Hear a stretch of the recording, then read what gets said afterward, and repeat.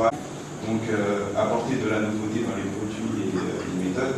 Donc par exemple, nous allons financer la forme grâce à un investissement de l'entreprise pour offrir plus de produits d'une meilleure qualité. De plus, la croissance permet d'augmenter les dépenses publiques, de recherche et développement, de capital humain, en fait des phénomènes contenus dans cette dernière. L'investissement permet donc d'élever le niveau de croissance d'un pays. Donc, par exemple, notre entreprise réussit à produire plus de téléphones, mais avec les mêmes moyens de production, pour augmenter les salaires. Le pouvoir d'achat des ménages va donc croître, et cela va favoriser la consommation finale. Donc, on va recréer dans la croissance économique. L'investissement est une source de croissance économique, mais encore faut-il en augmentant notre capacité de production, c'est-à-dire nos moyens de production. En ce qui concerne maintenant la rentabilité, et je crois que c'est ce qui nous intéresse le plus. Avant d'investir, ça a été un grand plaisir pour moi d'être invité à prendre la parole au Centre culturel français pour exposer sur la question des investissements en RDC. Et j'ai intitulé mon sujet « Investir en RDC, qui, que, quoi, comment, pourquoi ?» Et ce sont des questions que généralement les investisseurs se posent avant de prendre la décision d'investir dans une entreprise ou bien dans un pays. Le directeur de cette école, les professeurs de cette école, les élèves et tout le monde, et les parents également, qui ont voulu être. Je parlerai de pourquoi investir en RDC, dans quel secteur investir en RDC, comment ils ont la RDC puisse vraiment entrer dans une civilisation des investissements. La conférence était dite, ils ont dit beaucoup de choses sur lesquelles je vais revenir au cœur de l'Afrique. Je passe déjà par l'étendue du territoire, 80 fois la Belgique, je crois 4 fois la France, les crinières culturelles et autres, avec une population d'à peu près, c'est-à-dire en Afrique tout court. Maintenant, il s'est avéré que l'importance de la population, c'était un tout Afrique, d'un pays qui est entouré de notre autres, ce qui permet d'élargir le marché de la RDC. On est celui de la République centrafricaine ou bien de l'Angola, plus ou moins, peut-être dans l'avenir. Également le marché, etc. Ça permet d'espérer produire des biens en RDC qui peuvent être vendus avec les autres pays africains. Il y a d'autres avantages. On peut trouver beaucoup de climats favorables à l'agriculture. Pas dire dans le monde, avec des possibilités. Travailler localement, il peut avoir de la valeur ajoutée et on peut exporter des biens qui se mettent à 6 MW d'électricité de puissance hydroélectrique. Et c'est quand même une énergie renouvelable. Ça met en place dans notre pays des industries industrialisantes et grandes utilisatrices de la main-d'œuvre au marché étrangers. Nous avons également, nous sommes connus comme un pays minier, avec des réserves qu'on peut développer ces minéraux, notamment pour stimuler les exportations et pour également, disons, créer des emplois par les minéraux.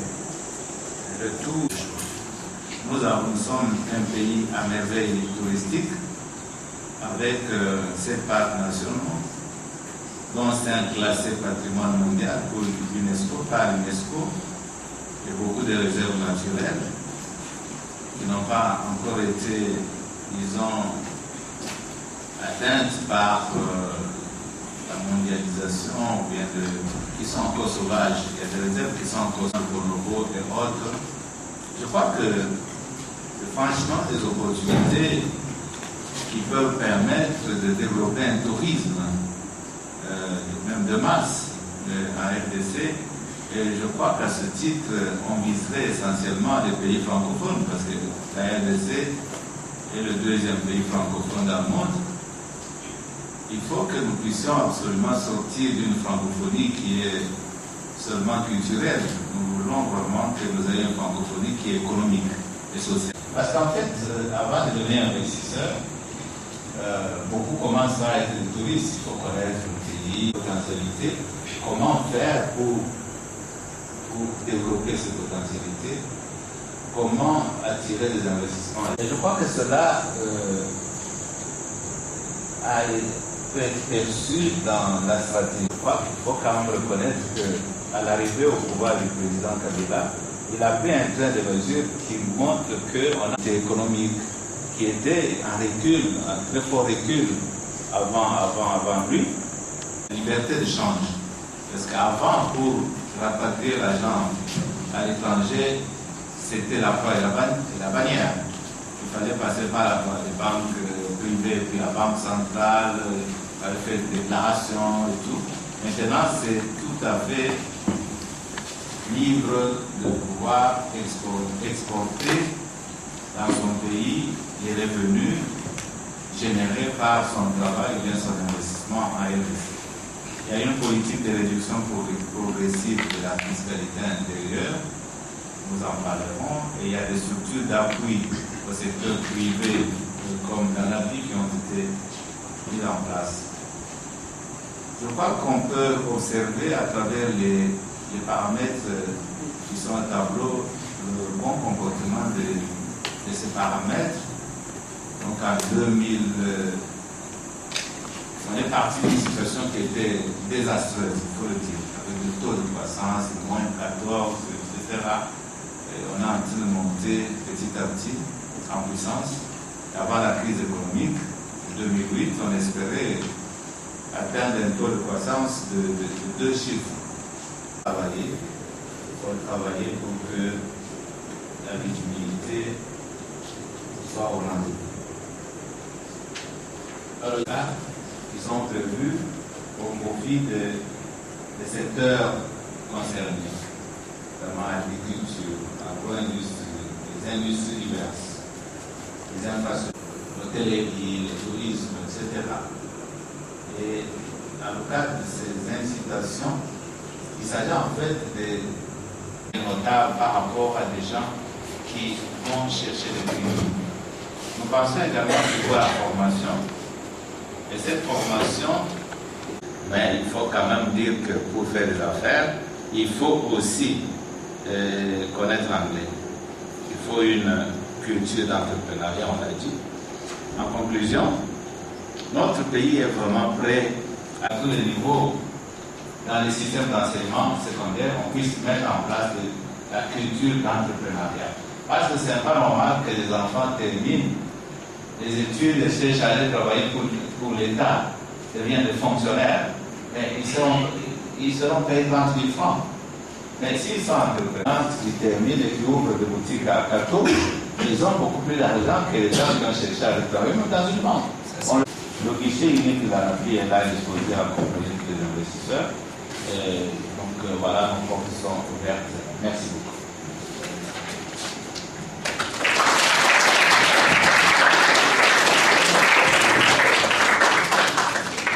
Merci beaucoup. L'investissement, c'est vous qui êtes chargé de le promouvoir en RDC. Mais quel constat vous a motivé et continue à motiver votre action? De quel constat? J'ai retenu quelque chose de très important. L'adhésion au droit des affaires. Le deux, tout de suite après, j'ai pensé que dans notre pays, il y a une problématique qui se pose. Quand j'ai vu le nombre de problèmes qui a été énuméré là, la problématique de la création du premier frais d'installation. Et en troisième lieu, vous avez parlé des étudiants. C'est vrai. À